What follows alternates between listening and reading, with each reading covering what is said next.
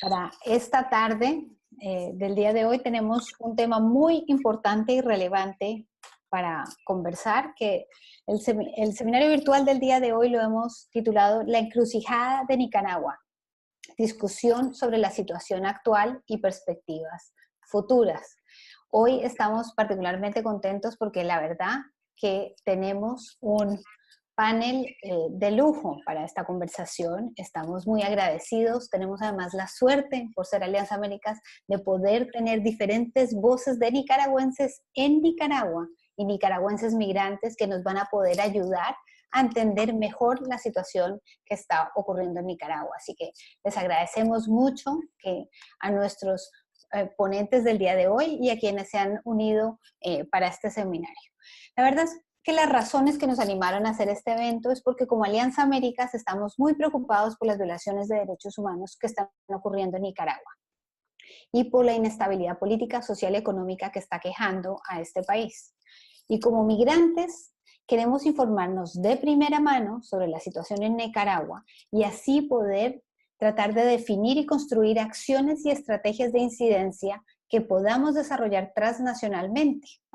En particular, hay algunas áreas que nos preocupan como Alianza Américas, que son las relacionadas con migración, con justicia económica y con derechos humanos, que son nuestros enfoques de trabajo.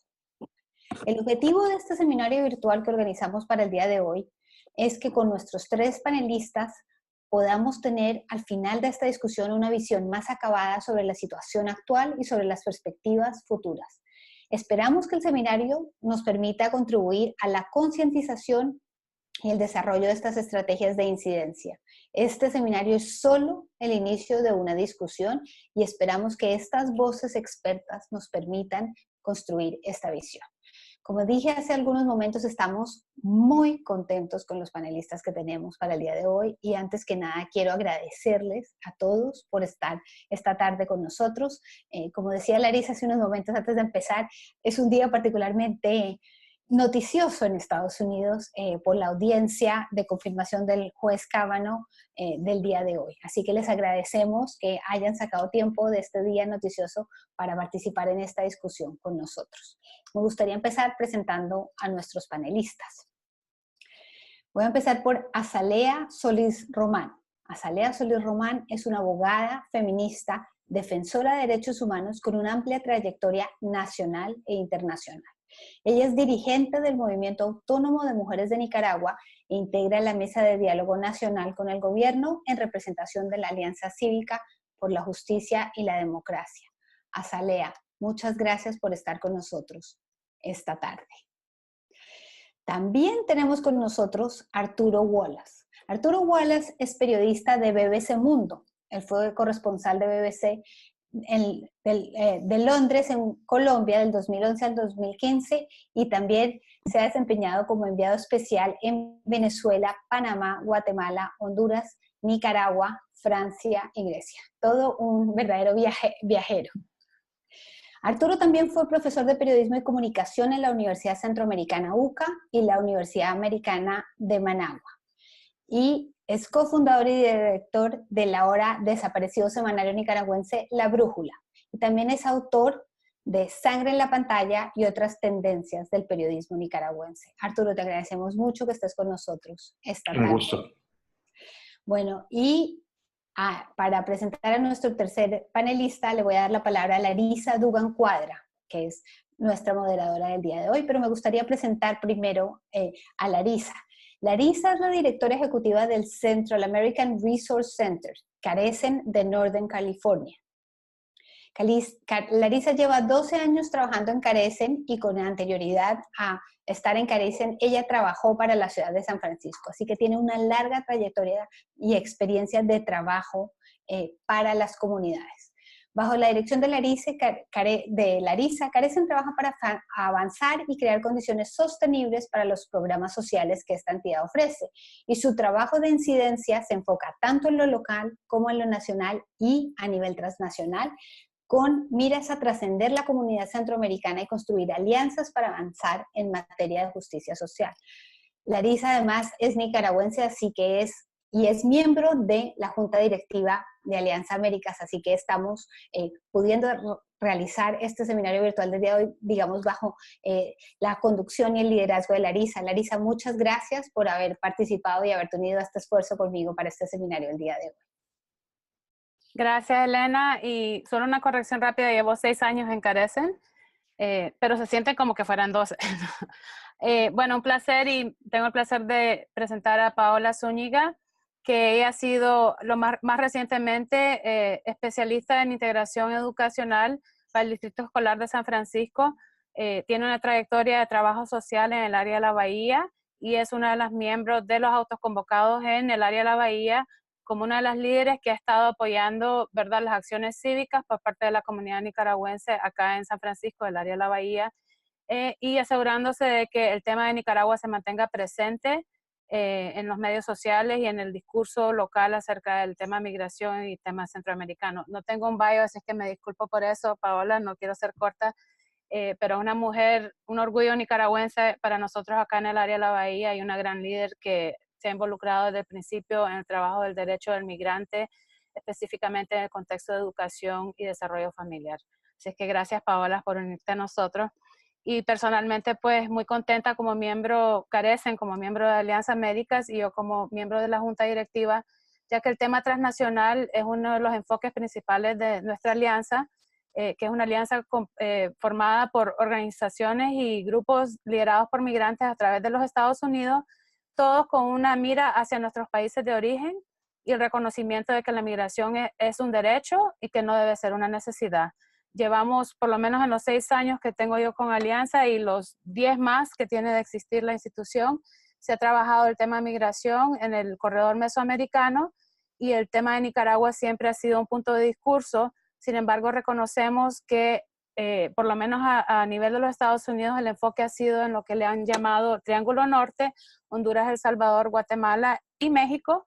Y ahora estamos viendo un cambio a raíz de esta situación actual en el país de Nicaragua. Y por eso es que estamos teniendo este diálogo, porque ya hemos visto nosotros en Carecen, San Francisco, un auge en el número de nicaragüenses que están llegando a nuestra organización a buscar asistencia legal y a buscar a alguien que les ayude con sus casos de asilo. Entonces, sin duda es un tema que va a seguir tomando más relevancia en el discurso y en las noticias de los Estados Unidos, y por eso para nosotros era muy importante escuchar las voces de nicaragüenses y de personas expertas, ¿verdad?, que están muy cercanamente involucrados en la situación que se está viviendo ahorita en el país. Así es que gracias a todas y todos por unirse, y a la audiencia, ¿verdad?, que está participando en esta llamada.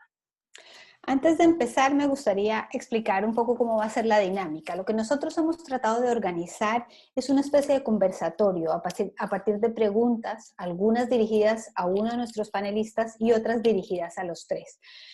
Lo que queremos, la audiencia tiene la certeza de que no es posible, no sabemos quiénes están participando en el seminario, y les vamos a pedir que la forma de participar sea a partir de, hay una cajita que dice Q&A, Q y A, pregunta, y es preguntas y respuestas. Lo que les queremos pedir es que allí formulen sus preguntas, de manera que podamos a partir de esas preguntas por escrito empezar la discusión. En algunos casos, si vemos que su pregunta está directamente relacionada a quien está interviniendo, la formularemos allí, tal vez puede ser para pedir una clarificación o para que desarrolle más algún punto al cual está haciendo referencia. De lo contrario, las demás preguntas las vamos a dejar hacia el final de esta conversación, y allí vamos a abrir y atenderemos a si ustedes están dirigiendo la pregunta a alguno de los panelistas o a los tres panelistas. Así que les pedimos que utilicen esa cajita de preguntas y respuestas para que la discusión continúe una vez que terminemos acá. Si alguna otra persona no puede está participando por teléfono, de manera que no puede enviar la pregunta por esa vía, lo pueden hacer enviándome un mensaje de texto o una pregunta. Mi correo es holea@alianzaamericas.org. Ojo que sea Alianza Américas, tiene doble letra A, así que todos los medios de comunicación están disponibles para que la conversación se desarrolle. Nuevamente, gracias a los panelistas, y adelante, Larisa. Gracias. Bueno, entonces, Azalea, solo quería hacer una prueba de sonido. Azalea, ¿estás en la llamada? No sé si soy yo la que no la escucha o Pues Azalea. ¿no me escuchan? Cómo no, ahora sí, gracias. Hola, bienvenida. Entonces, la primera pregunta, Azalea, es para vos y quisiéramos pedirte que hicieras una cronología breve marcando los puntos más importantes en los últimos 40 años de la historia de Nicaragua, particularmente a partir de 79, cuando se derroca la dictadura de Anastasio Somoza. Bueno, estamos hablando de 40 años muy convulsos del país, seguido un ciclo de dictaduras y violencia. Encontramos en un primer momento el triunfo de la revolución en el 79, después de muchos años, de muchas décadas de luchas de todos los sectores de Nicaragua, no solamente los sectores, digamos, de izquierda o que venían del sandinismo, sino una amplia cantidad de sectores nicaragüenses que estaban en contra de la dictadura. Fue posible empezar una revolución que tuvo en un primer momento una enorme aceptación nacional, popular, pero que sin embargo después tuvo diferencias muy fuertes por el peso ideológico que esta revolución tuvo en Nicaragua.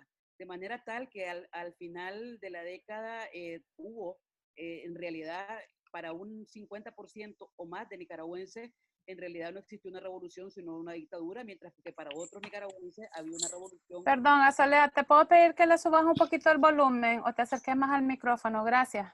Ahora sí. ¿Me escuchan? ¿Está mejor ahora, compañeras y compañeros, si nos mandan un mensaje o mis colegas que están? Sí, dicen que sí. Gracias. Entonces, decía que en la década de los 80 fue una década en la que a estas alturas el pueblo de Nicaragua, la ciudadanía nicaragüense no tiene una lectura compartida. En esta época, para algunos, un porcentaje muy alto de la población existió una dictadura, para otro porcentaje alto también de la población lo que existió fue una revolución. Y en este tanto, la guerra que se vivió en los años 80, para algunos nicaragüenses fue una guerra de agresión y hay una sentencia de la Corte Internacional que lo dice, de justicia que lo dice, pero para otros fue una guerra civil y que, o sea, fue una guerra civil producto de la exclusión que muchos sectores sintieron que vivieron con la revolución. A estas alturas no hay una lectura compartida nacional. En 1990, sin embargo, hubo un hito muy importante que fue que a pesar de que se llegó al poder a partir de una revolución, se pudo a través de unas elecciones pues salir del poder la fuerza que había ganado en el 79, que había tenido el triunfo con las armas en 1979. En 1990 se inició un proceso muy fuerte en Nicaragua de pacificación, porque la guerra había sido muy fuerte, principalmente en los sectores rurales del norte y del centro del país y del Caribe. Y las familias nicaragüenses literalmente estaban divididas. No es una metáfora de la familia nicaragüense en sentido abstracto, sino las familias concretas estaban divididas, unas por la revolución y otras en contra de la revolución. Sin embargo, en 1990 y para 1996, que fueron las primeras elecciones después digamos, de las primeras elecciones sin guerra, asumió el poder una persona que rápidamente fue haciendo medidas o empezaron a haber medidas que estancaron el proceso democrático que se abrió en el año 1990. Y aunque sí se avanzó muchísimo en el proceso de pacificación, el proceso de democratización del país quedó truncado.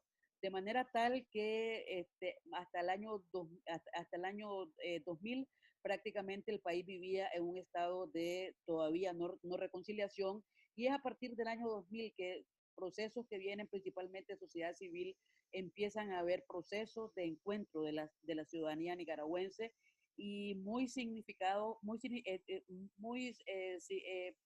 relacionados con los procesos que estaban habiendo de descentralización administrativa, de autonomía municipal y de participación ciudadana.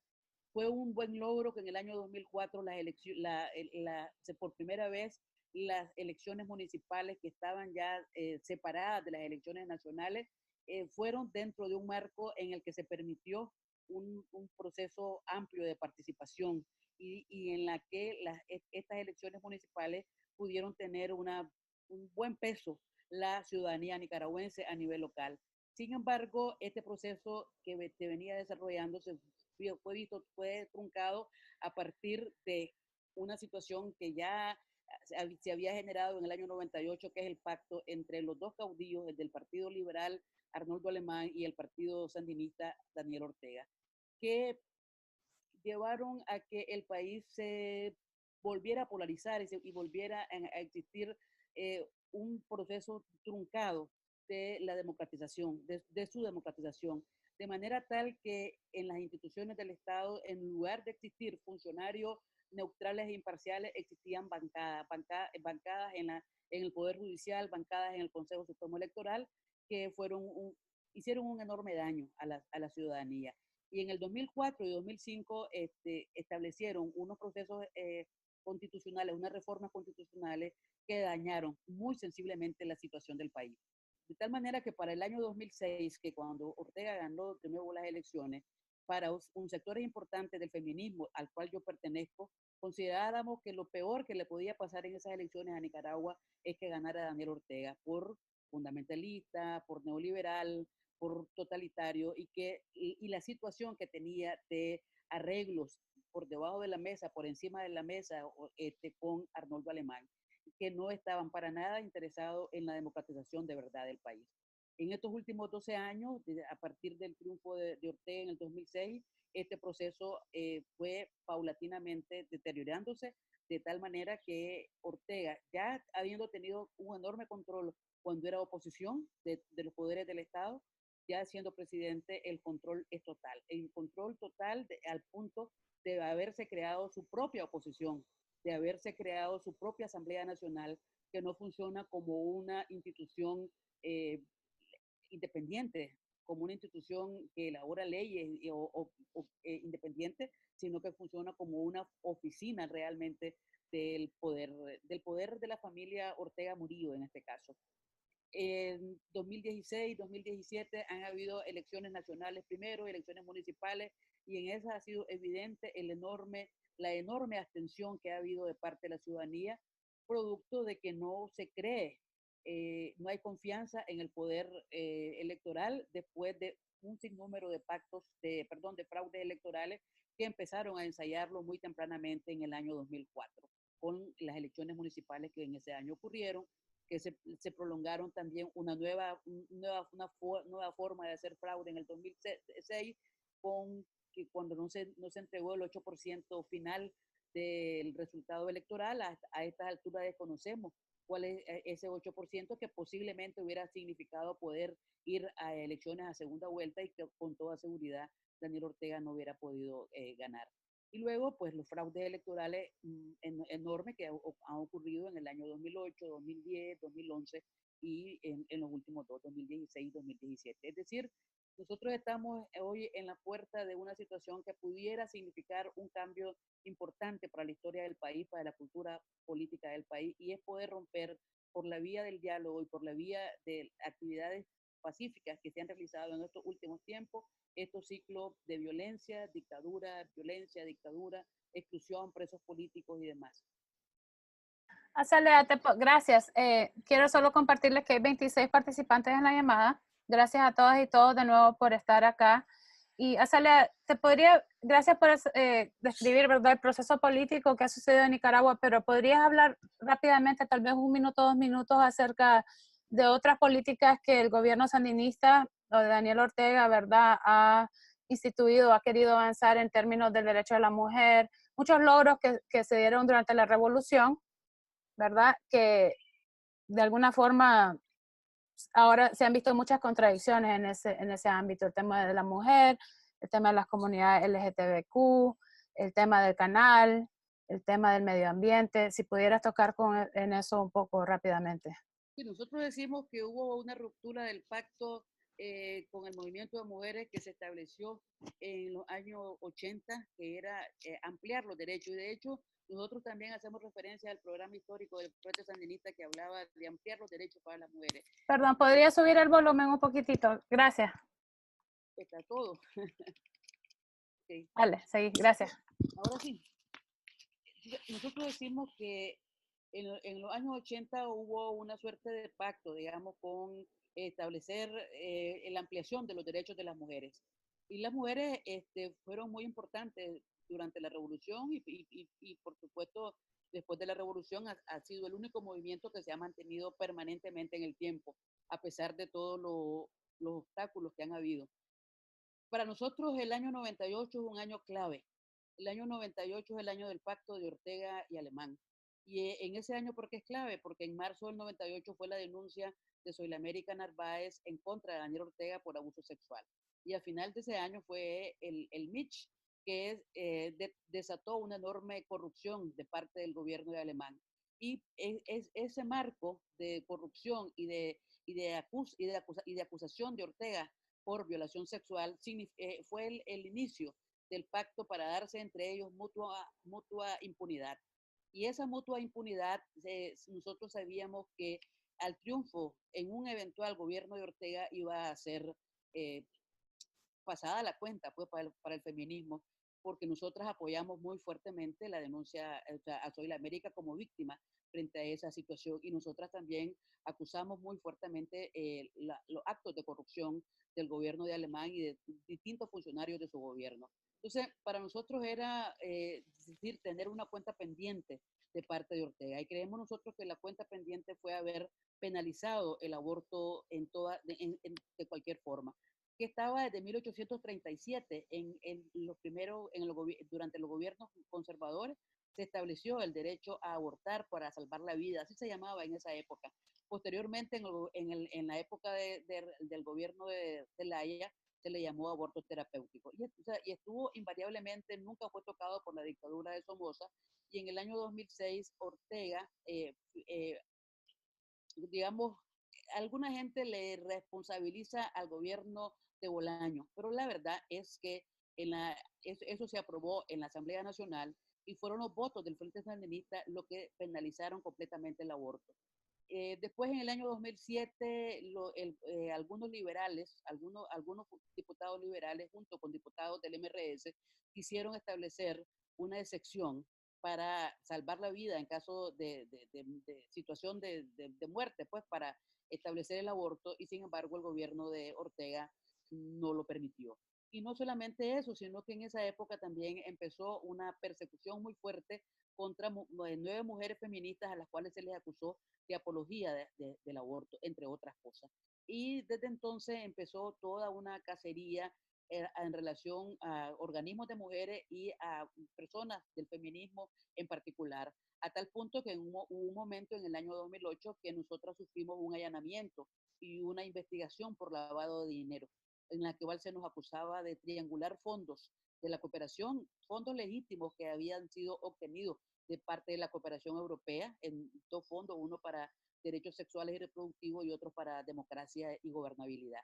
Y ambos fondos, el gobierno dijo que eran fondos en los cuales nosotros estábamos triangulando, sí, lavando dinero. Y hubo una investigación de muchos meses y hubo un proceso fuerte pues, de allanamiento a nuestras oficinas. Y ha sido permanente el acoso a las organizaciones de mujeres a partir de todo. Nosotros lo ubicamos a partir del apoyo firme que dimos a una víctima de abuso sexual, como ocurre en cualquier circunstancia, independientemente de quién sea la víctima y quién sea el victimario, es un asunto de principio apoyar a las víctimas de abuso sexual.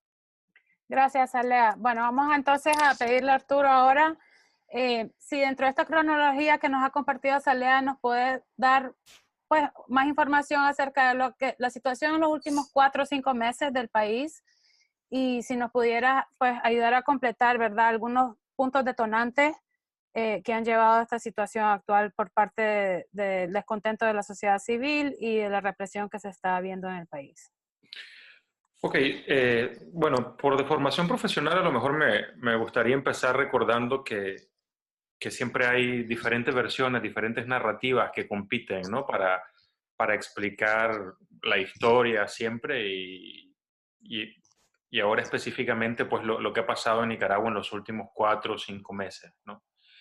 Y tal vez para salir de ella primero, hay obviamente una narrativa que es la narrativa del gobierno que intenta explicarlo todo como un gobierno tremendamente popular que está siendo sujeto a un intento de golpe de Estado financiado por la derecha, la burguesía nicaragüense, por Washington, por el imperialismo norteamericano, etc.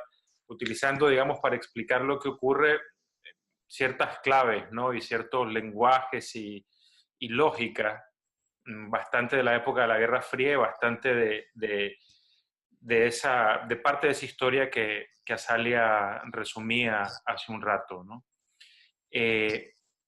Y a lo mejor, digamos, por si hay gente que se pregunta acerca de hasta qué punto, digamos, esa narrativa tiene elementos de verdad, un par de cosas para considerar tienen que ver, y me parecen bastante importantes, con que en los últimos años,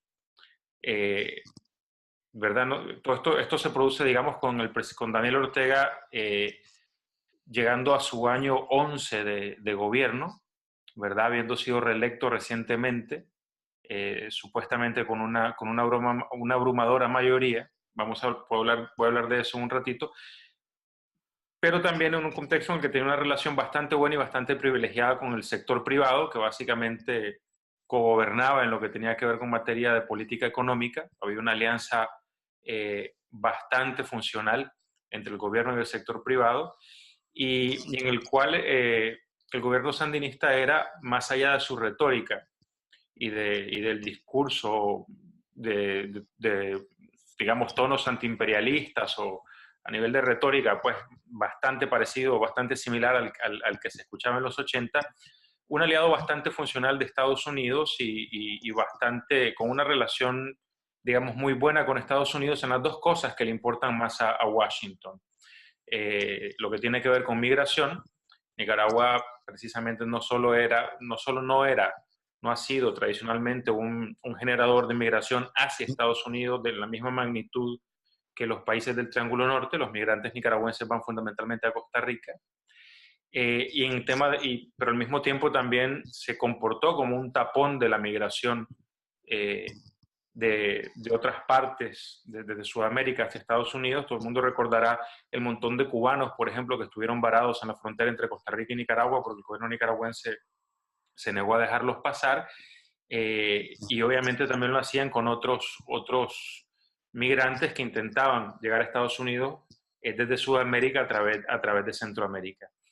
Y a mí me parece que esos dos elementos, esa relación extraordinaria y útil para ambos, bastante instrumental, del gobierno sandinista, del gobierno de Daniel Ortega con el sector privado nicaragüense, y esa alianza muy efectiva con Estados Unidos, con Washington en materia de seguridad y de guerra contra las drogas, que es la otra, en cierta forma hacen bastante dudosa, o son algo que yo creo que hay que tomar en cuenta a la hora de intentar asignar algo de veracidad a esos discursos de que lo que ha estado pasando es una conspiración orquestada desde Washington, un golpe de Estado suave, un golpe suave, siguiendo ciertos manuales, etcétera, etcétera.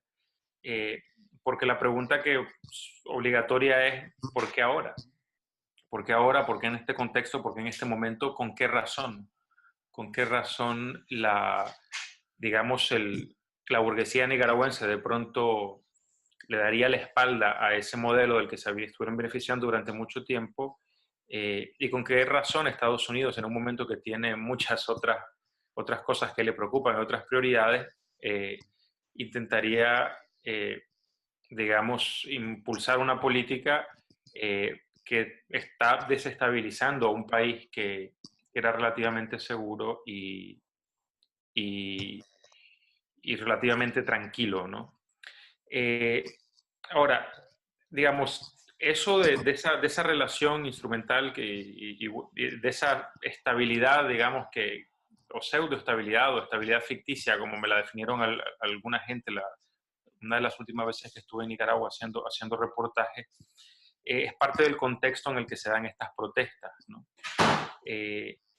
Y la misma supuesta elección o la idea de que el gobierno de Daniel Ortega era un gobierno no solo democráticamente electo, sino tremendamente popular, también requiere ser matizada, ¿no? Ortega se eligió por tercera vez, se religió por segunda vez consecutiva el año pasado con un 72% de los votos. Pero a mí cualquier presidente que gana elecciones con ese tipo de márgenes me hace hacerme preguntas sobre la calidad de la democracia, ¿no? Y lo hizo con un altísimo nivel de abstención. con una muy poca participación.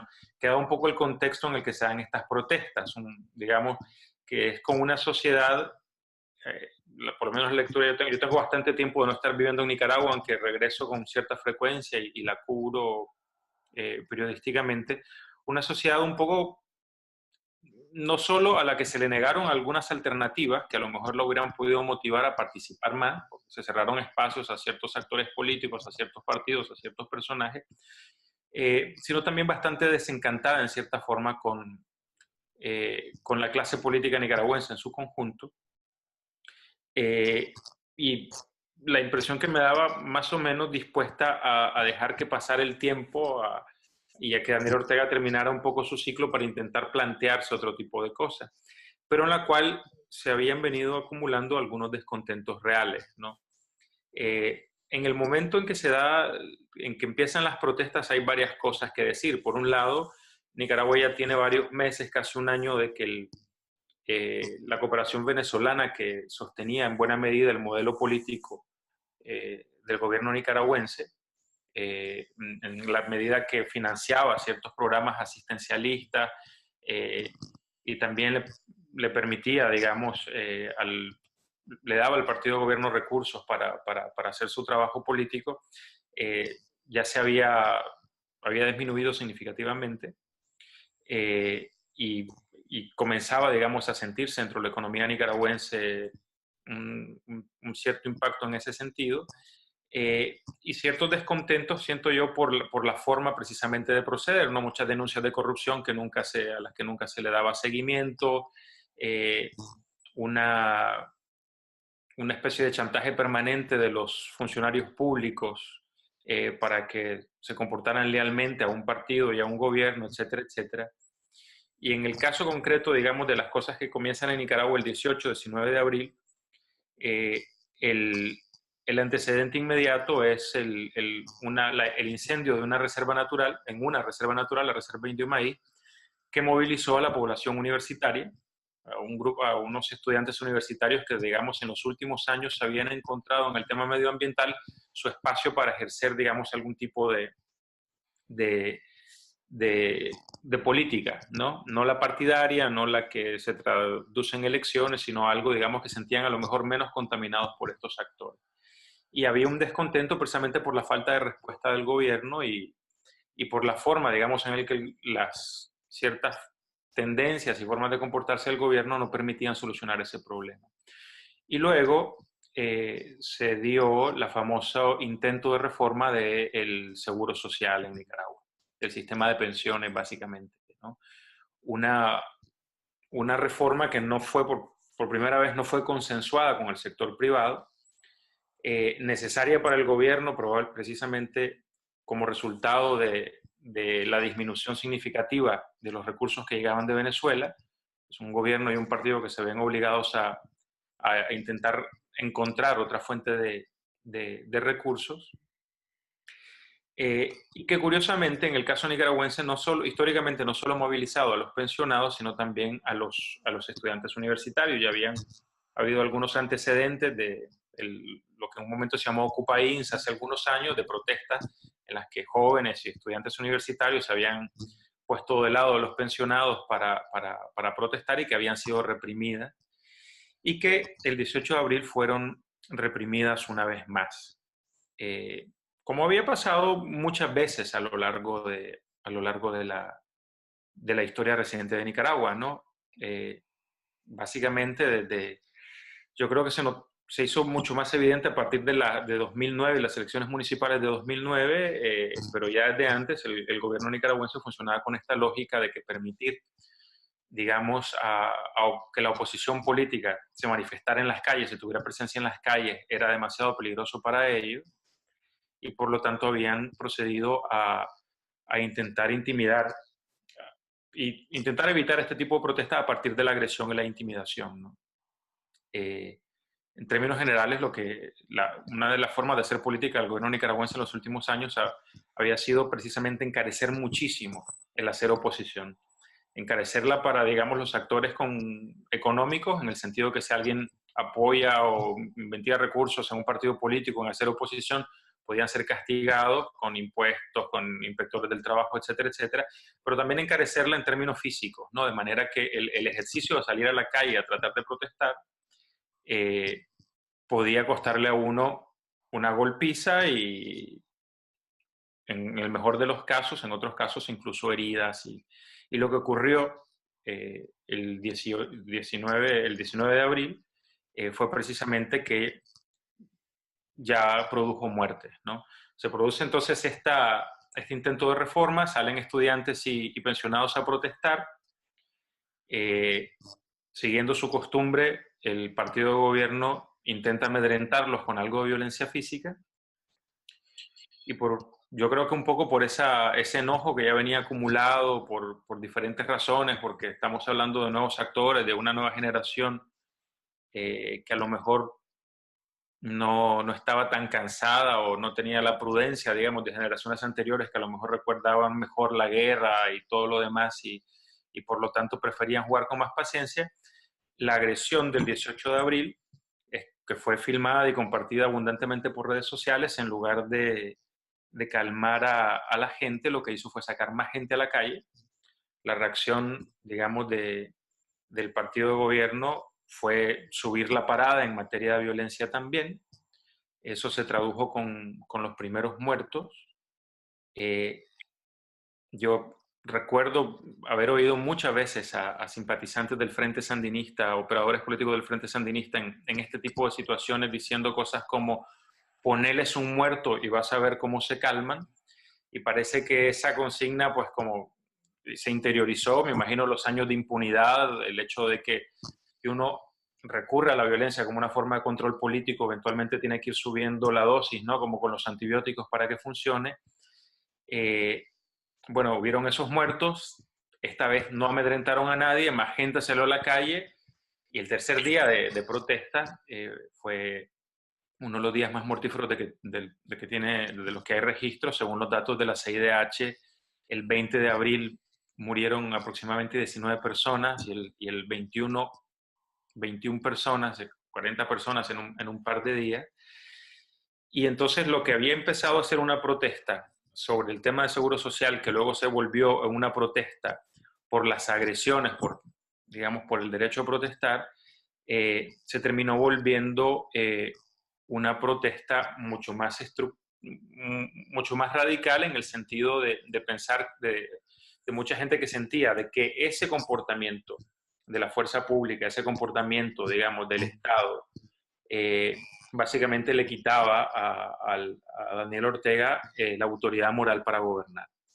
Y digamos, y hay toda una etapa, yo creo que lo que ha pasado en Nicaragua se puede más o menos clasificar en tres etapas. Esa primera etapa, que fue una etapa precisamente de gente recobrando o recuperando su derecho a protestar, decidiendo ejercerlo incluso en las condiciones más adversas posibles, que era en medio de toda esta violencia, y motivada precisamente por toda esa represión, que sale constantemente a exigir, por un lado, justicia para todos esos muertos, todas esas víctimas de esa violencia de los primeros días, y mayor democracia, porque sienten que el déficit democrático es precisamente lo que ha llevado a que ocurra eso, ¿no?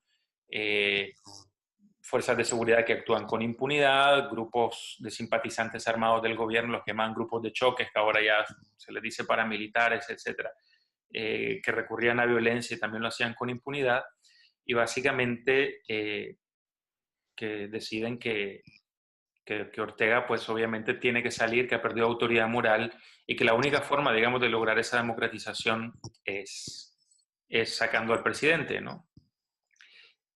Luego hay una segunda etapa que se estructuran las cosas un poco más, hay un diálogo, se definen interlocutores por parte de diferentes sectores de la sociedad civil, sector privado, la sociedad civil organizada, ¿no? En la que están ONGs, movimientos sociales, etcétera, como los que representa Salia, y los estudiantes universitarios, ¿no? Que fueron los primeros en salir a la calle y todo lo demás, y se comienzan a articular ya esa demanda o esa indignación de los primeros momentos en propuestas más claras. Y la propuesta más clara es elecciones anticipadas previa reforma del sistema electoral nicaragüense, ¿no? Y en ese contexto, para hacer presión y también como una forma, digamos, de protección frente a la agresión, a lo que es la protesta, se pasa a la época de las barricadas, a los intentos, digamos, de forzar al gobierno, de forzar la mano al gobierno para que acepte esas elecciones anticipadas y algunos sectores incluso con demandas un poco más radicales de salida inmediata del presidente Ortega y de un gobierno de transición, que yo creo que a estas alturas también ya podemos saber que durante ese periodo lo que hace el gobierno es comenzar a entrenar a esos grupos de choque en lo que luego serían fuerzas paramilitares. Y la tercera etapa es la que se da precisamente cuando el gobierno decide recurrir a esos grupos de paramilitares para acabar con la protesta en la calle, a desmontar las barricadas, a intentar regresar a la normalidad, que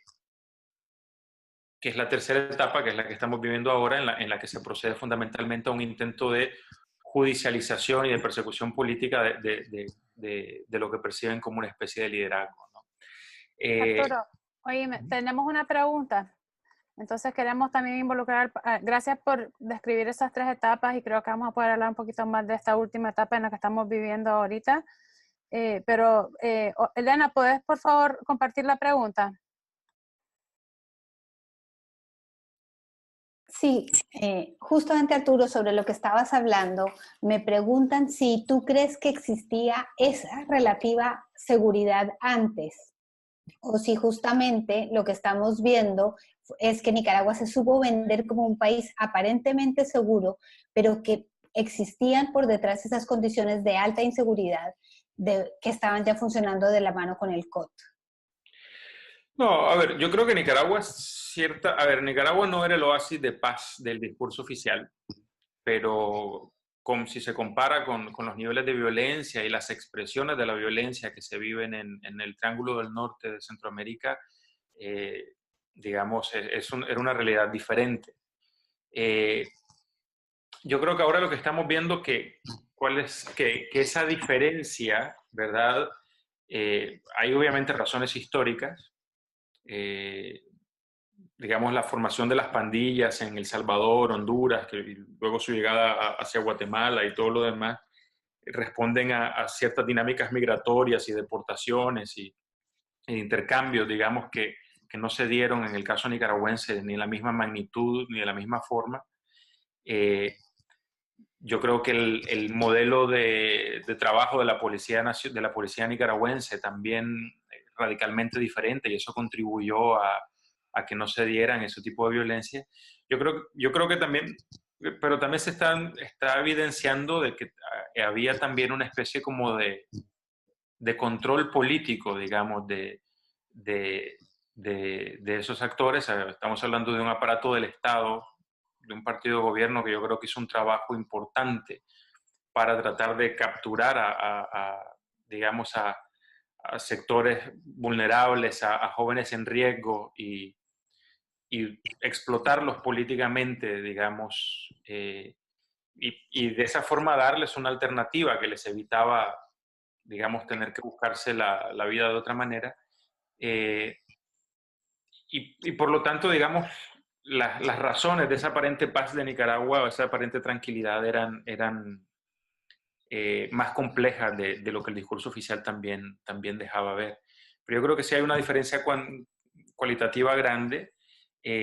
Yo creo que ya que el seminario, de las cosas, pues el debate, una de las cosas de las que habla es perspectivas hasta el futuro. Sin embargo, yo creo que el riesgo de la forma en que se han roto muchísimas de los consensos que habían y la misma pérdida de confianza en la policía, la instrumentalización con fines delictivos, digamos, de todos estos grupos de jóvenes que han sido parte de los paramilitares y están recibiendo entrenamiento, la forma en cómo han sido armados en los últimos meses precisamente para poder ser más efectivos como instrumento de represión, sugieren que en el futuro Nicaragua ya no podría no ser tan diferente a Honduras, El Salvador y Guatemala. A mí en lo personal me parece que es una de las cosas más preocupantes que va a dejar como herencia todo lo que está ocurriendo en Nicaragua. Si se da un cambio político en Nicaragua, ¿no? Que, pues, tampoco está garantizado. Yo creo que uno de los grandes retos va a ser precisamente tener imaginación para poder lidiar con ese tipo de cosas, ¿no? Con la realidad de estos grupos de jóvenes que fueron reclutados y transformados en paramilitares, digamos, en los últimos meses, con la colaboración y anuencia de las fuerzas de seguridad nicaragüense y por iniciativa del propio Estado nicaragüense, que se han vinculado mucho a un proyecto político familiar, personal, y que, digamos, si desaparece van a tener que encontrar un lugar en una nueva sociedad nicaragüense, encontrar un lugar en un contexto, digamos, de mucha polarización, de enfrentamiento, de rencores y tensiones y, digamos, con una realidad de acceso a armas y todo lo demás que es bastante preocupante. Gracias, Arturo. Ahora queremos preguntarle a Paola, ya que obviamente, bueno, yo también como nicaragüense preocupada por nuestra gente, nuestro país, por nuestras amistades, familia y gente con la que crecimos, por nuestro pueblo, ¿verdad? Paola, vos que has estado bien conectada a la comunidad nicaragüense en los esfuerzos recientes de elevar el tema de lo que está sucediendo en Nicaragua y mantenerlo un poco en el ámbito de la conciencia pública, ¿no? De acá de los Estados Unidos, ¿qué nos puedes decir? Porque hay dos factores. Por un lado está la situación, antes de que explotara esta situación, ¿verdad? En Nicaragua, que sin duda, y lo voy a decir como nicaragüense, las últimas veces que he ido a Nicaragua, la gente te decía, esto es como una olla de presión, va a explotar, va a explotar. Y sin duda, pues estamos viendo que el pueblo ya sentía que esto venía. Ahora, con eso viene también el tema de que el gobierno de Donald Trump, ¿verdad?, ha decidido eliminar el programa de la protección temporal para 13 países, entre ellos incluidos Nicaragua. Y sabemos que cuando se hizo el anuncio de que se iba a terminar el programa, casi todos los países de Centroamérica, Honduras y El Salvador, pidieron que se renovara el programa. Esas fueron peticiones oficiales que hicieron tanto el gobierno salvadoreño como el gobierno hondureño, al igual que Haití. Sin embargo, el gobierno de Daniel Ortega no pidió que se diera una extensión. Entonces, tenemos dos cosas que están sucediendo. Tenemos a casi, dicen que entre 2.500 y 5.000 tepecianos, pero nicaragüenses, pero están sus hijos, su familia, gente que ha tenido esa protección por 20 años o más, han podido trabajar y formar vida, negocios, etcétera. Y el miedo, la incertidumbre con la que está lidiando el pueblo nicaragüense acá en los Estados Unidos, que es beneficiaria y está protegida por TPS, que se expira en enero del 2019. Y el tema de de la gente que está viniendo de Nicaragua. Entonces, ¿nos puedes hablar un poco de eso y cómo lo estás viendo vos y la comunidad nicaragüense acá en los Estados Unidos? Estás en mute, Paola, no se te oye. ¿Tiene que haber un micrófono en tu pantalla? Ahí está, ahora sí.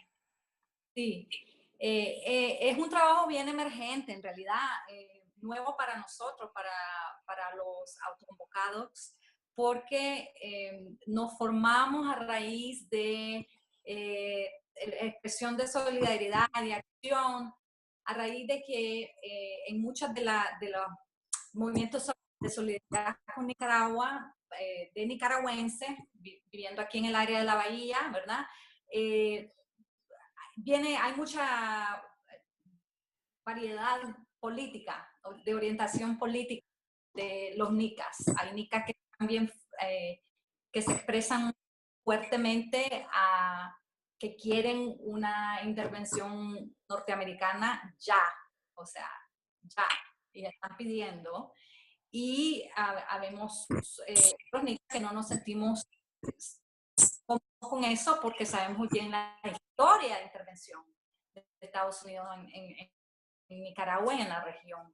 Entonces, nos conformamos como autoconvocados a raíz de gran parte de esa distinción, de que nosotros creemos en la interseccionalidad de las luchas, que, por ejemplo, hacemos conexión ya entre la violencia policial aquí en Estados Unidos hacia las comunidades pobres, hacia la juventud, hacia la juventud negra, la juventud latina, hacia los inmigrantes. Hacemos conexión, ¿verdad? Entre esa dinámica un poco y lo que está pasando con el completo desajuste institucional de la policía y del aparato, ¿verdad? Opresor. Y así vamos nosotros viendo esas conexiones, ¿no? Pero la lucha del feminismo aquí, el feminismo allá, estamos haciendo esas conexiones. Hemos estado organizándonos desde esa perspectiva. Y el trabajo del TPS que estamos entrándole se da a raíz de que los esfuerzos están partidos. La comunidad nica hasta ahora nos hemos estado cohesionando más, haciendo un poco más de esfuerzos de unirnos para poder hacer frente a una campaña de pedir no solamente la renovación del TPS, de que el gobierno considere la renovación del TPS a los nicaragüenses en enero, y esperamos una ampliación, porque hay muchos nicas aquí que han salido huyendo de los Estados Unidos, de Nicaragua, que han entrado a los Estados Unidos y no pueden regresar a Nicaragua en estas circunstancias. Ni los tepecianos pueden regresar a Nicaragua. No es opción para ninguna de las personas que están aquí, los migrantes nicas, regresar a Nicaragua. Entonces, estamos reuniéndonos con los gobiernos locales, con las municipalidades de San Francisco, vamos a entrar en Oakland, vamos a entrar en Berkeley, para movilizarnos en esta campaña que es corto plazo, porque como lo dijiste, Larisa, en enero es que se vence el permiso. Entonces, dentro de ha sido bien bonito porque nos da un espacio en la diversidad de política, ¿verdad? En la diversidad política hay unidad en muchas cosas. Una de ellas es que este gobierno tiene que respetar los derechos humanos, dejar de reprimir y llamar a elecciones tempranas. Y otro elemento de unidad es que tenemos que apoyar a los nicas que están llegando y tenemos que no es opción regresar a Nicaragua, no es opción mandarlos a Nicaragua, a la situación en que está el país. Gracias, Eso Paola. Sí. Sí, y no, quiero reconocer, ¿verdad?, que el reto, ¿verdad?, de que nuestra gente hemos estado políticamente divididos, pero que dentro de eso está una oportunidad ahora de realmente cohesionar a la comunidad nicaragüense, no solo detrás de la comunidad tepeciana, sino que en solidaridad y en apoyo a los derechos humanos en Nicaragua. Arturo, y después quiero preguntarle a Salea. Arturo, entonces, ¿nos puedes hablar vos de quiénes son las personas que están siendo más afectadas en todo este proceso? ¿Qué es lo que, y después quisiera preguntarle a Salea que si nos pudieras actualizar con el proceso del diálogo y un poco de, bueno, hablemos con Arturo y luego te pasamos la pregunta a vos acerca del estatus de cómo va el diálogo nacional. Bueno, mira, yo creo que en cierto plano se puede decir que están afectados todo el mundo en Nicaragua, ¿no? A ver, la economía ha sufrido muchísimo y eso impacta prácticamente a todo el mundo. Hay ciertos sectores que han salido bastante golpeados. Mucha de la gente que trabaja en el sector turístico, por ejemplo, ha salido súper afectada. Yo creo que no hay prácticamente familia que no tenga divisiones también internas o haya tenido rupturas muy dolorosas. las relaciones con los amigos también, muchas se han perdido, precisamente gente ha tomado distancia, etcétera, etcétera. Ahora, los más afectados han sido aquellos que se han expresado de una forma y se expresan de una forma más clara en la protesta y han asumido algún tipo de protagonismo en las protestas. Digamos, hay centenares de gente que ha sido capturada, muchos de forma arbitraria, hay gente que tiene mucho tiempo ya en prisión, digamos, en condiciones dudosas, porque precisamente no se permite un acceso, el acceso necesario, digamos, ni a sus familiares, ni a sus abogados, ni a organizaciones de derechos humanos. Y yo creo que obviamente esa es la gente que está más afectada por todo esto, ¿no? Aquella que ha perdido su libertad, aquella que está escondida o que se ha tenido que esconder, aquella que se ha tenido que ir del país, ¿no? Y muchos son precisamente la gente que ha asumido un rol un poco más protagónico. Pero en cierto plano, digamos, todo el país está afectado. O sea, a pesar del discurso oficial, la situación en Nicaragua no es normal. Y eso se siente en todas las esferas de la vida. Gracias, Acelia. Entonces, ustedes comenzaron, a raíz de las protestas en abril, se formó la Alianza Cívica.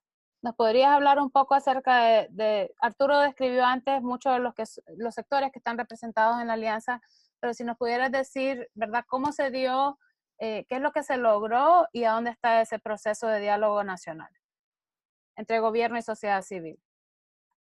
Bueno, las dos veces primeras que apareció Daniel Ortega, en un primer momento quiso, después de lo que ocurrió de las primeras protestas alrededor del Seguro Social, Daniel Ortega llamó a la empresa privada a que volvieran a establecer el diálogo que tenían, porque el decreto que él sacó de Seguro Social no contaba con el respaldo de la empresa privada. La empresa privada en ese entonces le contestó que no podía, que si volvían al diálogo, a un diálogo con él, era con condiciones y que no debía ser solamente en temas económicos y que no debía ser solo con ellos. Daniel Ortega contestó a eso burlándose, pero finalmente cuando le vuelve a contestar la empresa privada, le contesta que deja en manos de la conferencia episcopal la decisión del diálogo. A esa altura, el gobierno busca la conferencia episcopal y la conferencia episcopal le pone una serie de condiciones. Algunas de las condiciones las cumple inmediatamente, como fue liberar a la gran cantidad de jóvenes que habían capturado entre el 18 y 23 y 22 de abril, que se los llevaron en enormes cantidades al Chipote y a la cárcel Modelo en Tipitapa. Y a esta gente la fueron sacando el día 23 de abril, muy temprano, y el 24. Y la conferencia episcopal acepta que debe ser no solamente con seguro social, y que además no debe ser solamente la empresa privada, y ellos empiezan a llamar a distintos sectores, sector académico, a sector campesino, etcétera. Y a mí me llaman en el sector, digamos, sociedad civil. Por lo tanto, al principio es una representación un poquito complicada, porque lógicamente, ¿quién va a decir, bueno, quién te eligió a vos? ¿Verdad? Fue la conferencia episcopal la que me llamó y yo en un primer momento le planteé este problema de representatividad. Yo lo consulté con mis compañeras del movimiento de mujeres y se dio la oportunidad de participar en este diálogo siempre y cuando el diálogo fuera por razones con una agenda política y no sectorial. Y así los distintos sectores que fueron llamados empezamos a vernos primero bilateralmente y luego ya a principios de mayo logramos vernos todos los que habíamos sido llamados por la conferencia episcopal. Y ya para entonces habían ocurrido en Nicaragua 3 o 4 grandes marchas y al unísono la ciudadanía decía que se vayan y no impunidad. Es decir, reclamaban justicia y democracia. Y algunos explícitamente decían justicia y democracia, otros decían que se vayan, y otros hablaban que no podía haber impunidad por todo lo que había pasado, que ya para esas alturas no se sabía exactamente cuántos eran los muertos, pero se estaba hablando ya de 63 jóvenes, en ese momento eran solo hombres muertos. Entonces, nosotros empezamos a ponernos de acuerdo y decidimos que íbamos a hablar únicamente de aspectos políticos, que íbamos a dejar nuestras diferencias, que son muy fuertes. O sea, allí hay un sector laboral y hay un sector de la empresa privada que ha tenido enfrentamientos precisamente por este modelo de economía política y de política que ocurrió en los últimos 11 años en Nicaragua. Sin embargo, dijimos, aquí hay un plan de trabajo que es justicia y democracia, y en eso nos podemos poner todos de acuerdo. Y de ahí, de ese acuerdo, surgió que no íbamos a tocar temas sectoriales. Cada uno de nosotros teníamos una enorme cantidad de temas sectoriales que reclamar y nosotros dijimos lo vamos a dejar a un lado. Y luego cuando el diálogo empezó, cuando se inauguró, que fue el 14 el 16 de mayo, nosotros entre el 16 y el 18 de mayo, el 18 que fue la primera reunión de trabajo, nosotros decidimos formar la Alianza Cívica por la Justicia y la Democracia, pensando en que no debíamos presentarnos como sectores diferenciados, sino que teníamos que presentarnos como la representación de la ciudadanía nicaragüense, de toda la ciudadanía nicaragüense que se estaba autoconvocando, que se estaba manifestando y que estaba reclamando una apertura política de verdad y que estaba diciendo en la calle que se vaya. Entonces, mal íbamos a hacer si cada uno de nosotros se presentaba de manera individual. Entonces, así fue en esa decisión de la agenda única, digamos, política, justicia y democracia, y una sola voz de la Alianza Cívica y no de cada uno de los actores que conformamos la Alianza Cívica.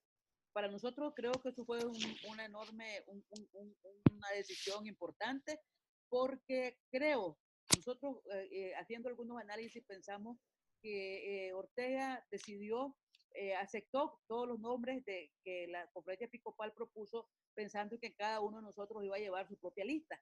Es decir, sabe que el feminismo tiene su propia lista. Y, por ejemplo, y hay una lista que entra en contradicción con otros sectores, ¿verdad?, que están en la misma alianza. Entonces nosotros, dentro del feminismo, dentro del movimiento de mujeres, decidimos, no, vamos a poner una agenda política también y vamos a dejar nuestras situaciones particulares para un momento siguiente de un diálogo que tiene que haber sectorial posteriormente. Pero esa fue, digamos, la primera decisión. Nosotros consideramos que logramos poner el tema de los derechos humanos en la verdadera perspectiva. Logramos que en la primera sesión, digamos, la sesión de trabajo, se invitara a la Comisión Interamericana de Derechos Humanos, que en la segunda sesión de trabajo se logró que la Comisión Interamericana de Derechos Humanos se asumieran todas sus resoluciones del primer informe de avance que presentó. Y luego nosotros consideramos que logramos que se invitara al alto comisionado, aunque allá el alto comisionado ya se despachó por una cuestión falsa, una argumentación falsa que hizo el gobierno. Pero creo que el hecho de que pudo la Comisión Interamericana de Derechos Humanos establecer el mecanismo de seguimiento en Nicaragua, que está todavía presente hoy, y que pudo investigar a profundidad las violaciones de derechos humanos y que igualmente pudo investigarlas a profundidad el alto comisionado de derechos humanos, creo que son dos instrumentos importantes hacia el mundo, por esa cuestión de buena fama que tenía Nicaragua. Aparentemente era un país en paz, un país en el que estaba de maravilla. Entonces, esos informes, junto con el informe que también hizo Amnistía Internacional de la amplia violación de derechos humanos que hubo en Nicaragua, creo que fueron logros que se permitieron a partir del diálogo. La última sesión del diálogo se acordó la creación de la Comisión de Verificación y Seguridad, y esta Comisión de Verificación y Seguridad, el gobierno, según el gobierno, era solamente para verificar el levantamiento de los tranques. Pero en realidad el acuerdo habla de establecer un ambiente de paz y seguridad para todos los nicaragüenses. Ese es el objetivo de la Comisión de Verificación y Seguridad. Y nosotros hemos continuado trabajando en ese objetivo.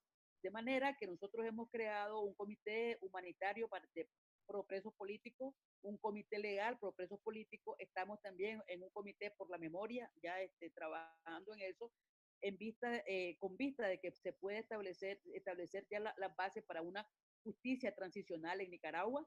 Y también tenemos un comité mixto de desarme, porque nosotros consideramos que la sociedad nicaragüense debe discutir cómo se va a producir este desarme, porque no puede ser que estas fuerzas paramilitares queden ahí metidas en el tejido social de Nicaragua. Esta cantidad de personas que cometieron crímenes atroces no solamente asesinatos, sino violaciones masivas y secuestros en cárceles clandestinas. Entonces nosotros consideramos que Nicaragua tiene que, o sea, esta Comisión de Verificación y Seguridad que salió del diálogo tiene todos estos comités, porque en este momento pensamos que la impunidad no puede ser la constante en Nicaragua y no puede repetirse este ciclo de impunidad que ha habido a lo largo de la historia de Nicaragua. Es importante la memoria y es importante a partir de todo esto establecer una comisión de la verdad. O sea, no puede ser que en Nicaragua no sepamos la verdad de los hechos que han ocurrido en los últimos 40 años. No puede ser que no tengamos una lectura compartida de lo que pasó en los años 80. Entonces nosotros, a partir de esta comisión de verificación de seguridad que se creó en el marco del diálogo, nosotros estamos estructurando pues una serie de comités destinados a que no haya impunidad y que pueda haber un proceso de memoria y un proceso de justicia transicional en el país. Y a la par también se está trabajando en un proceso de unidad con los distintos actores. Es un tejido muy delicado porque aquí pues todos hemos tenido enfrentamientos muy fuertes, confrontaciones muy fuertes, mucha desconfianza. Nosotros hemos sido quemados con leche y soplamos la cuajada, como se dice el dicho, porque o sea, sabemos que han habido muchos pactos debajo de la mesa, hay muchos pactos que se han hecho en el que no se toma en cuenta la ciudadanía, y aquí una lectura que hay que hacer del 18 de abril es que la política dejó de ser privada. Aquí la política se hizo pública, realmente pública, o sea, es una política de la ciudadanía y eso no se puede olvidar. Entonces nosotros estamos trabajando, digamos, por el lado de la Comisión de Verificación y Seguridad en estos temas de justicia y por el lado de las otras comisiones en la unidad, que debe haber una unidad que no puede ser orgánica, no puede ser una unidad de homologación, no puede ser una unidad homogénea, sino que tiene que ser una unidad realmente frente a la dictadura que tenemos. Gracias, Azalea. Elena tiene una pregunta, pero también quería hacer un comentario que yo escuché porque muchos de los nicaragüenses en el exterior vimos la cobertura, ¿verdad?, del diálogo. Y yo creo que quedó bien claro que la alianza también dijo que ninguna persona está exenta de justicia, porque el gobierno sandinista también habló de víctimas por parte de la policía o de su bando, por decir. Y yo escuché claramente pues que la alianza está comprometida a que se cumpla la justicia para todos los nicaragüenses sin excepción. Elena te va a hacer una pregunta y luego vamos a continuar hablando hacia el futuro, ¿verdad? ¿Qué viene para Nicaragua? Elena. Gracias, Azalea. Me preguntan qué está pasando con aquellos sectores que apoyan al sandinismo. Y también quisiera pedirte si nos podrías hablar si hay una especie de fractura dentro del sandinismo de aquellos que apoyan el sandinismo pero no apoyan a Daniel Ortega, si eso es posible que exista en Nicaragua. ¿Y qué está pasando con esos sectores? ¿Están participando en la mesa de diálogo o esos están ausentes de este proceso actual? Gracias. Bueno, yo creo que hay que hacer un análisis muy fino del sandinismo, porque hay un sandinismo que ha sido disidente de la línea oficial del Frente Sandinista desde hace mucho tiempo, no es nuevo. Por algunas encuestas, digamos, se puede afirmar por algunos análisis e investigaciones que se han hecho que el sandinismo alrededor de Ortega ha estado alrededor del 38% históricamente, que es el con el que ganó en las elecciones del año 2006, un 38% más o menos que se ha mantenido invariable. Y alguno de ese sandinismo del 38%, me atrevo a decir que no es que le compraba todo el discurso y toda la propuesta política de Ortega, pero consideraban que era una opción, pues una opción. Yo particularmente me resulta un poco compleja o complicada a partir del 98, cuando Ortega fue acusado de abuso sexual y todo el Frente Sandinista de ese entonces lo apoyó. Entonces resulta un poco complicado mantener esa opción todavía, pero la verdad es que existe. La última encuesta que se hizo, estamos hablando de un 20% de sandinismo, del cual solamente un 13% se declara directamente orteguista.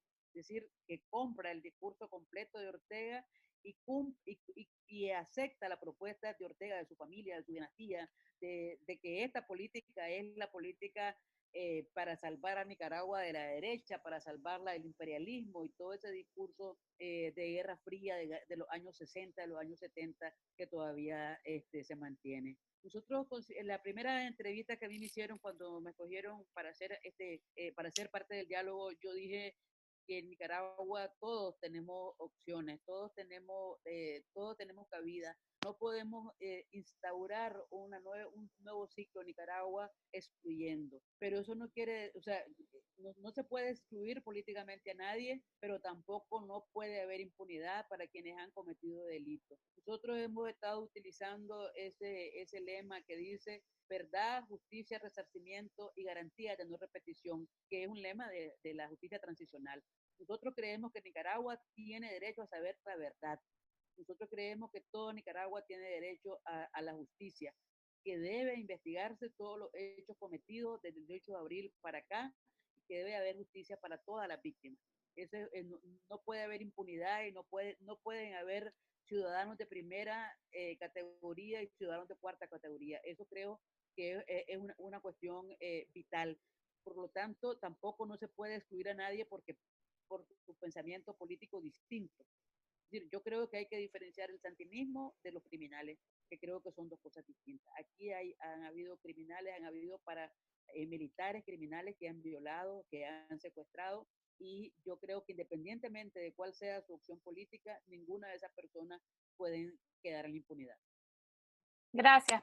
Bueno, entonces estamos entrando ya a los últimos casi 15 minutos, tenemos 18 minutos.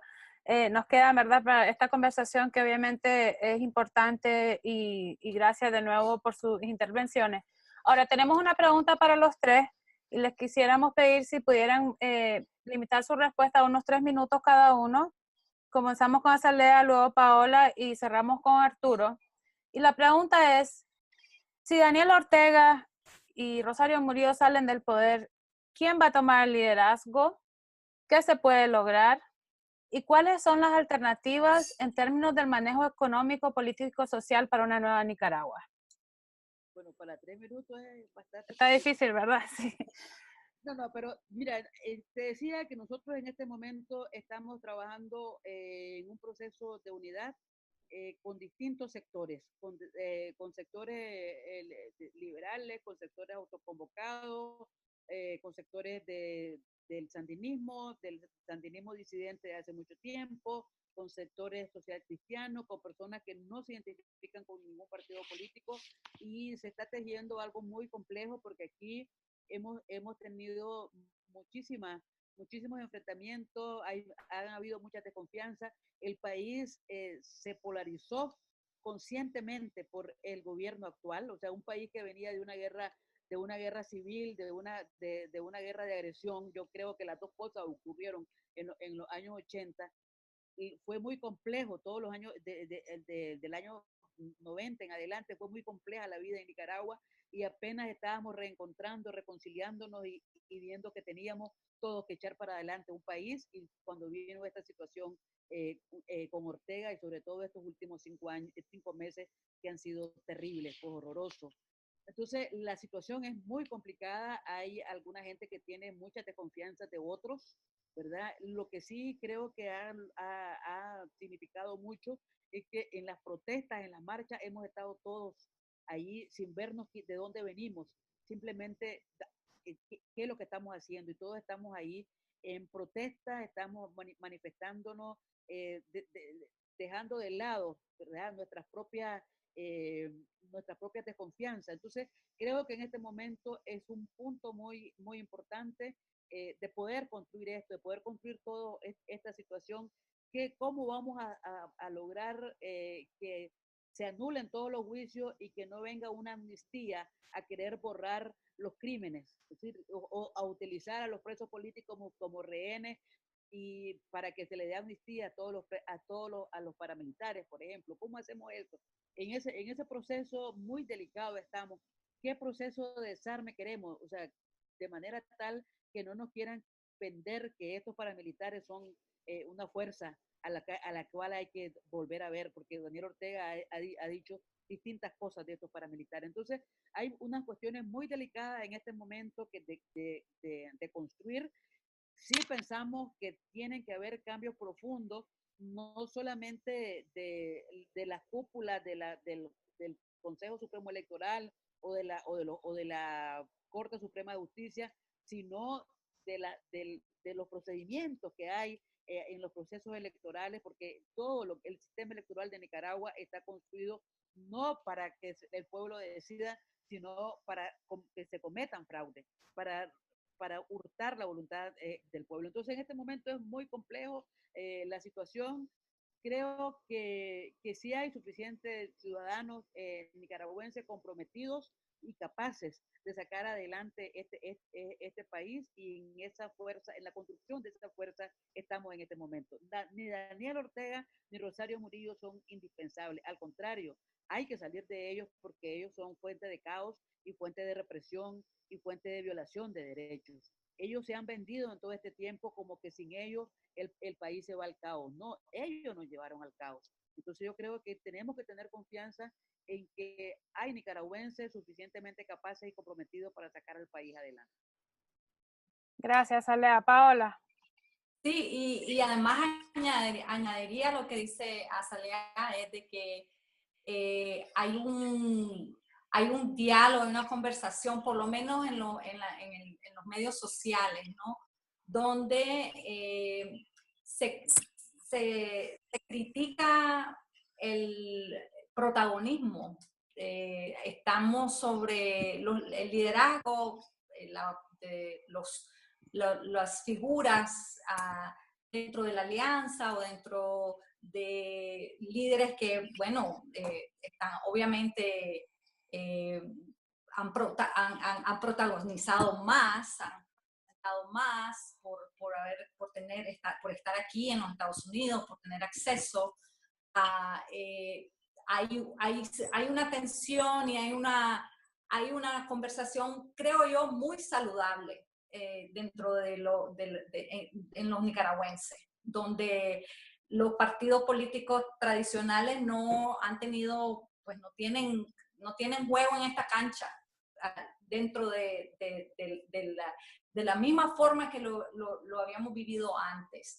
Entonces, el futuro, sí, claro que hay gente muy capaz, líderes muy capaces, pero creo que como dijo Azalea, tenemos que tener unos procesos importantísimos de purga realmente y reconstrucción.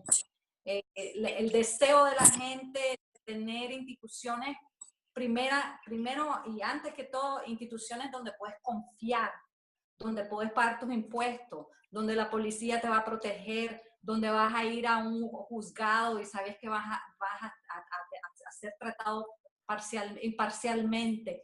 Todo eso se ha perdido en Nicaragua.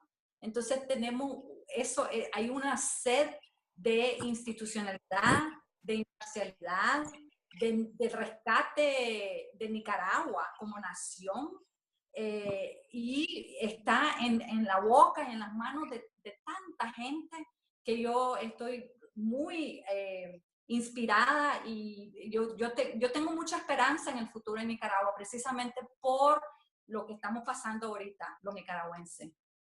Y los nuevos actores, los nuevos movimientos, no son nuevos, pero que han surgido, no han pedido permiso a nadie, no son parte de partidos políticos tradicionales, y eso es muy saludable. En medio de todo este dolor, en medio de toda esta represión, de todo este sufrimiento, hay definitivamente se está creando una política, una cultura política mucho más saludable de la que teníamos antes. Y cuando yo digo saludable es lo que me estaba refiriendo, ¿no? Del deseo de una transparencia, de institucionalidad, el deseo de respetar Nicaragua como nación, como país, que no esté en manos de que no caiga en manos de un partido partido político que se adueñe el país. Creo que eso ya lo estamos internalizando muchísimo en Nicaragua y lo estamos viviendo. Es como el emperador, como me dijiste, alguien me lo mencionó, ¿no? El emperador que ya no tiene ropa, que está desnudo. Se desnudó a la vista de todos nosotros y nosotras, y sí pienso que si vamos a lograr en un futuro de una política mucho más democrática y participatoria en Nicaragua. Eso es lo que yo me apunto. Gracias, Paola. Arturo. Bueno, no sé, yo lo único que diría es que, digamos, el gran reto es que la historia no siga repitiéndose, ¿no? Yo creo que una de las cosas que más ha golpeado de todo lo que está ocurriendo en Nicaragua es la sensación, la impresión de que básicamente vamos en círculos, ¿no? Y que repetimos, ¿no? La idea esta de Ortega convirtiéndose en Somoza. Yo la última vez que regresé a Nicaragua, digamos, o las varias veces que he regresado a cubrir esto, todas esas ideas, las mismas consignas regresando, las canciones volviendo a sonar, pero dirigidas, no sé, la gente en el Chipote, ¿no? También acusada de terrorismo. Hay una tendencia, digamos, de cíclica y de repetición en la historia nicaragüense que yo creo que el principal reto es no romperla. Y sí creo que hay, evidentemente, nuevos actores, nuevas formas de hacer política, nuevas realidades geopolíticas globales y también digamos, de prácticas cotidianas, gracias a la tecnología, las nuevas generaciones, etcétera, que dan algo de esperanza en ese sentido, ¿no? Yo creo que pero si se ha de romper, precisamente una de las cosas que hay que evitar es precisamente volver a caer en los caudillismos o seguir repitiendo la idea de lo que se necesita es ese líder, ese caudillo. Yo lo noto muchas veces en las demandas que la gente hace en redes sociales o en diferentes foros, etcétera, etcétera, que quieren saber, quieren ponerle rostro, ¿no? Y quieren tener un nombre y un rostro claro y para saber, digamos, quién. Y ese tipo de tentaciones son grandes y son cosas que hay que evitar precisamente para caer. Y lo que también está claro es que, sin embargo, entre más se tarde en solucionar este problema, más complicado va a ser. Porque yo creo, por ejemplo, que más allá de los números de si ya son 10%, 20%, 30%, etcétera, etcétera, una Nicaragua, digamos, con un buen futuro, con buenas perspectivas, una Nicaragua en paz, todo lo que quieran, no puede prescindir de mucha gente que por una razón u otra se vincula todavía con el sandinismo como un movimiento histórico, o con el partido sandinista actual o incluso con el gobierno, ¿no? Por una razón u otra. Yo a veces pienso que la mejor analogía para comprender a mucha de la gente que todavía hoy sigue defendiendo la actuación del partido de gobierno es, digamos, la de las personas en relaciones de maltrato, ¿no? Que es bastante difícil romper esas relaciones, alejarse, reconocerlas como tales, por diferentes razones, ¿no? Porque a veces la pareja que maltrata es la que uno siente que proporciona los recursos económicos, en otras cosas tiene que ver con cosas mucho más profundas, el no querer confesarse uno mismo que uno se pudo haber enamorado de dedicarle parte importante de su vida a un maltratador, a una maltratadora, y por lo tanto se entra en un proceso de negación compleja. Pero esa es una parte importante de Nicaragua con la que habría que contar para reconstruir o crear un país mejor, y en la medida que todo esto tarde más, va a ser mucho más difícil, ¿no? Va a ser mucho más difícil porque cada vez se vuelve más difícil comprender o más difícil justificar precisamente la ceguera frente a cierto tipo de cosas, o la falta, digamos, de una indignación moral frente a una verdad evidente. Yo siento que es bastante complejo, incluso no me atrevería a pronosticar tiempos ni nada por el estilo. No parece por el momento de que vaya a ser tan rápido ni tan fácil como en algún momento, a lo mejor en las primeras semanas de abril parecía, o incluso en mayo, el día de la marcha del Día de las Madres, la más grande en la historia reciente de Nicaragua, si no la más grande en la historia de Nicaragua, cientos de miles de personas ahí manifestándose, que parecía que digamos que un cambio era inevitable y que venía muy rápidamente, ¿no? Ahora claramente se nota mucho más complejo y hay diferentes actores, digamos, vinculados en cierta forma por acción o omisión al sostenimiento del partido de gobierno, que en algún momento van a tener que definirse y digamos sí que podrían tener la clave en ese sentido de cuándo y cómo, digamos, esta cosa podría cambiar. Arturo, rapidito con eso. Se habló durante el diálogo que, bueno, y por las redes sociales se habló de la idea de un gobierno de transición, que saliera inmediatamente el gobierno de Ortega, que se formara una junta de gobierno como ha habido precedente en la historia de Nicaragua en los 80s. Pero eso ya no se escucha. Entonces, las elecciones próximas, ¿vos pensás que esa es la oportunidad más cercana que tiene Nicaragua para que el pueblo tenga esa oportunidad de una participación cívica, democrática, electoral? O, bueno, ya sé que dijiste que no querías hacer predicciones, pero ¿nos puedes hablar rápido de cuándo son las elecciones? Sí, bueno, ahorita las elecciones en teoría son en noviembre del 2020, digamos, todavía hay aproximadamente 2 años. Yo no creo que necesariamente tengan que ser las más cercanas, digamos, muchas cosas pueden pasar, muchas cosas pueden cambiar, ¿no? Tampoco creo que necesariamente vayan, y tampoco tienen por qué ser, tampoco van necesariamente a ser una oportunidad, ¿no? O sea, para que ese proceso electoral efectivamente se vuelva una oportunidad, tienen que haber profundas reformas del sistema electoral nicaragüense y tiene que haber una disposición, digamos, de los actores que en este momento controlan los hilos de ese sistema electoral al punto que lo hacen hacer lo que ellos quieran, para precisamente permitir que haya unas elecciones verdaderamente libres y participativas, ¿no? Con un mínimo de condiciones. Entonces, no creo que necesariamente tengan que ser la opción más cercana, podrían pasar otras cosas, y lamentablemente pienso que no están garantizadas como opción siquiera. Digamos, cuando uno ve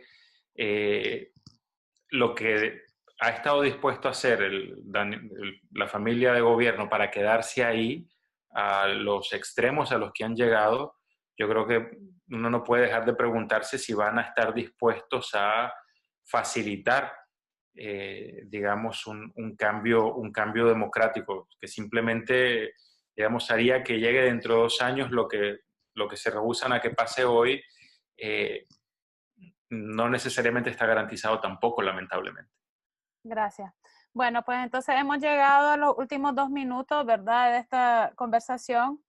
Les queremos agradecer por su participación, Arturo. Yo sé que también el cambio de horas es bastante duro, así es que gracias Paola, gracias Solea, y bueno, gracias también Elena por todo tu trabajo en ayudar a que se llevara a cabo esta conferencia. Te cedo la palabra para dar las últimas pues los últimos comentarios y afirmarle a los participantes que vamos a continuar esta conversación y vamos a seguir pendientes como Alianza América con el tema de Nicaragua, ya que obviamente sin duda pues es parte de la región a la que pertenecemos y porque estamos viendo sin duda también un aumento en las personas que están llegando al país, a los Estados Unidos pidiendo asilo político. Entonces estamos analizando esos datos, pero por lo menos por parte de Carecen les puedo afirmar que hemos visto un incremento notable de nicaragüenses que están llegando a pedir asilo político.